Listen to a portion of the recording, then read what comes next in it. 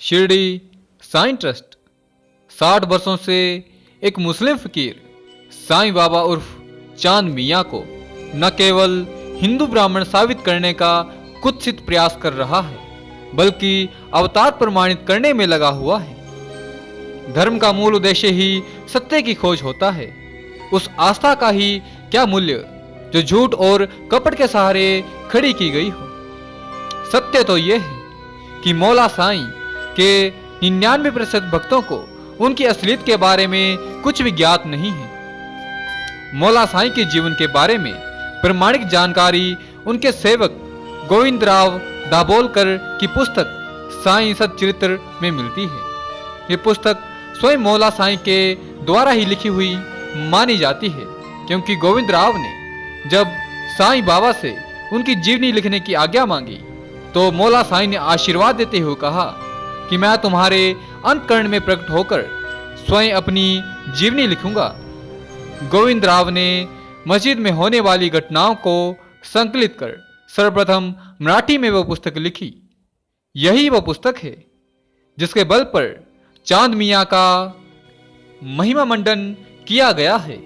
प्रस्तुत वीडियो में साईं सच्चरित्र के उन सभी तथ्यों को बताया गया है जो ये साबित करते हैं कि साईं बाबा उर्फ चांद मियाँ एक कट्टर मुस्लिम था।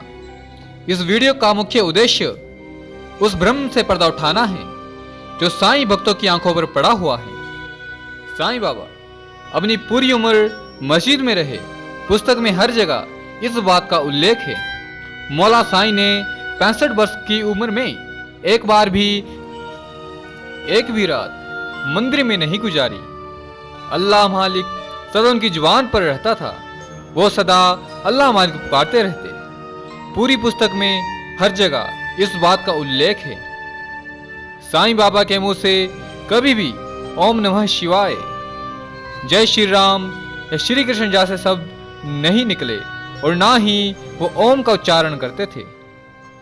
रोहिला मुसलमान 8 प्रहर अपनी कर्कश आवाज में कुरान शरीफ की कलमे पढ़ता था और अल्लाह अकबर के नारे लगाता था।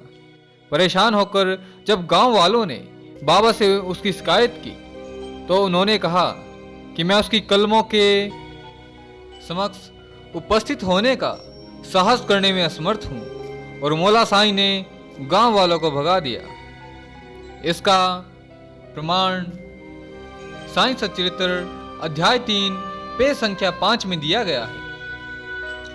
शिरडी साईं ट्रस्ट इन्हीं मौला साईं को ब्रह्मांड का नायक कहता है, जो कुरान की कलमों से डर गए।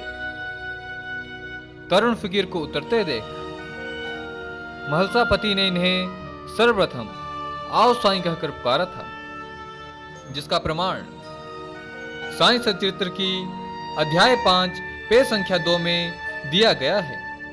साईं शब्द कोई हिंदी का शब्द नहीं है। फकीरों को अरबी और उर्दू में साईं कहकर पुकारा जाता है।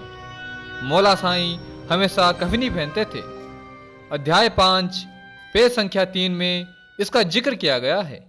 कफनी एक प्रकार का पहनावा है जिसे मुस्लिम फकीर पहनते हैं।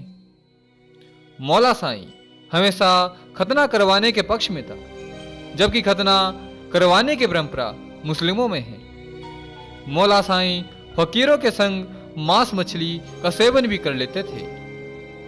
इसका प्रमाण अध्याय 7 की पेज संख्या 3 में दिया गया है। कोई भी हिंदू संत ऐसा घृणित कार्य नहीं कर सकता है। साईं बाबा ने कहा, मैं बकरा हलाल करने वाला हूं। हाजी सिद्दीक से पूछो उसे क्या पसंद है, मांस, नाद या अंडकोश। इसका प्रमाण अध्याय 11 के पेज संख्या 5 में दिया गया है। कोई भी हिंदू संत सपने में भी बकरा हलाल नहीं कर सकता है और ना ही ऐसा विविध भोजन खा सकता है।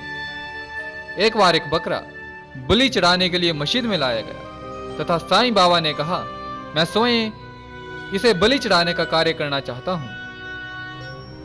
अध्याय 23 के पेज संख्या 6 में इसका जिक्र मिलता है। मालेगांव का फकीर पीर मोहम्मद का साईं बाबा बहुत आदर करते थे और उन्हें अपने दाहिनी ओर बिठाते थे। पहले मौला साईं स्वयं चिलम पीते, फिर उन्हें भी पिलाते थे। जब दोपहर का भोजन परोस दिया जाता था तो मौला साईं उन्हें बड़े आदर के साथ बुलाते और जो चढ़ावा मस्जिद में चढ़ा है उससे रोज 50 रुपया उन मौलाना को देते। इसका जिक्र अध्याय 23 के पेज संख्या 5 में मिलता है। मौला साईं कभी भी इतना सम्मान किसी हिंदू संत को नहीं देते थे। रोज 50 रुपए वो उस समय देते थे जब 20 रुपए तो